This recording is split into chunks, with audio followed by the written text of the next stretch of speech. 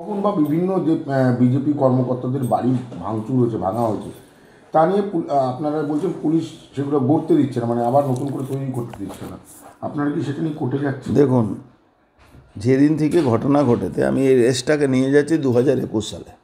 2021 সালে এরকমই বয়ানবাজি করে হাজার হাজার লক্ষ লক্ষ আমাদের বিজেপি কর্মী ঘর বাড়ি ভাঙচুর হয়েছিল। তারপরে কোর্ট সংজ্ঞান নিয়েছিল, কোর্ট সংজ্ঞান নিয়ে এটা সিট গঠন করেছিল, 4টে জোন করে সিবিআই হাতে কেসটা দিয়েছিল। এনএচআরসি রিপোর্ট স্পষ্টভাবে বলেছিল কি বাংলায় আইনের শাসনে শাসকের আইন চলছে। সেইখানে দুটো নেতার নাম উঠে এসেছিল, জ্যোতিপ্রিয় মল্লিক আমাদের জেলা আর পার্থ ভৌমিক। সেম জিনিসটা 2021 সালে করেছিল, সেম জিনিসটা 2025 সালে করেছে।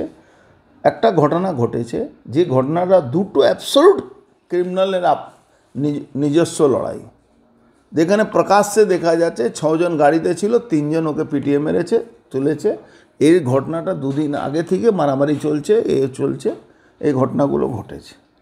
তো যেখানে এই ঘটনাগুলো ঘটেছে প্রকাশ্যে দিহালোকে ঘটনাকে, সেখানে এই কেসটাকে ডাইভার্ট, নিজের গণ্ডগোল, নিজের দলের লুটপাটের গণ্ডগোল, নিজের দলের কিছু গুন্ডারা, একটা সাধারণ এলাকার মানুষ, আপনি জানেন না হয়তো, যে একদিন ঘটনার একদিন আগে বা দুদিন আগে প্রায় 100-150 মহিলা থানায় গেছিল।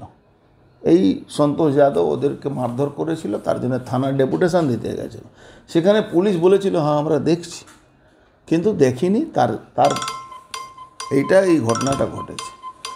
তো যে ঘটনাটা ক্রিমিনাল অ্যাক্টিভিটির জন্য হয়েছিল, সেটাকে বিজেপি দিকে তুলে দিয়ে এই ঘটনাগুলো ঘটানো হলো। মুকেশ সাউ, আপনার কানহাই গোন আর বিকাশ সিং, মতন 22খানা বাড়ি, চায় দোকান, পান দোকান ভেঙেছে এরা। টোটালটাই এই মামলাটাকে পুলিশের সামনে, আমাদের কাছে ভিডিও ফুটেজ আছে, পুলিশ দাঁড়িয়ে থেকে এই ঘরগুলো ভাঙিয়েছে। এটা আমরা হাইকোর্টে দ্বারস্থ হচ্ছে, হয়তো আজকে নাহলে কালকে ফাইল হয়ে যায়, পেপার রেডি হয়ে গেছে, সমস্ত তথ্য জোগাড় করে। পুলিশের কোনো অ্যাকশন হয়নি, আর তারপরে ওর বাড়ি বানাতে যাচ্ছে, বাড়ি বানাতে দিচ্ছে না এটি থানা। হ্যাঁ, টিএমসি বিরুদ্ধে না, এটা তো পুলিশের কাজ।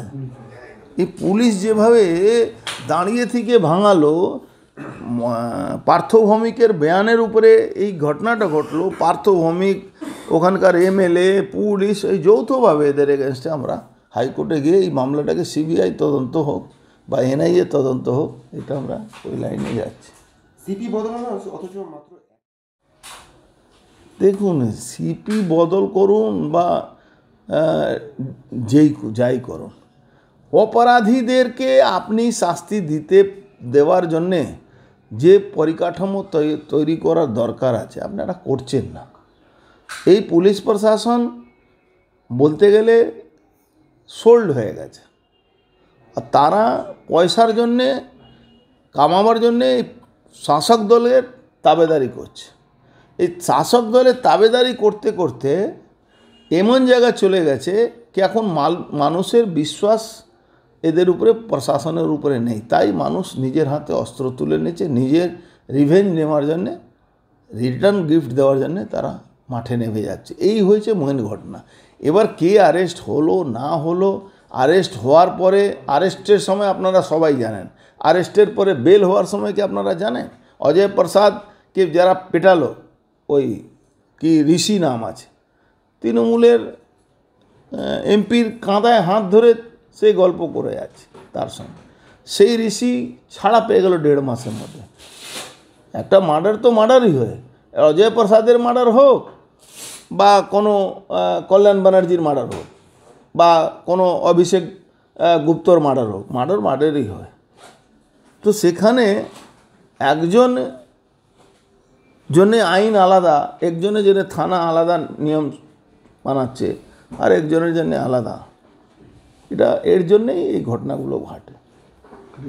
আপনারা দেখছেন 24 ঘন্টা ইন্ডিয়া টিভি, সর্বদা সবার পাশে, সবার মাঝে।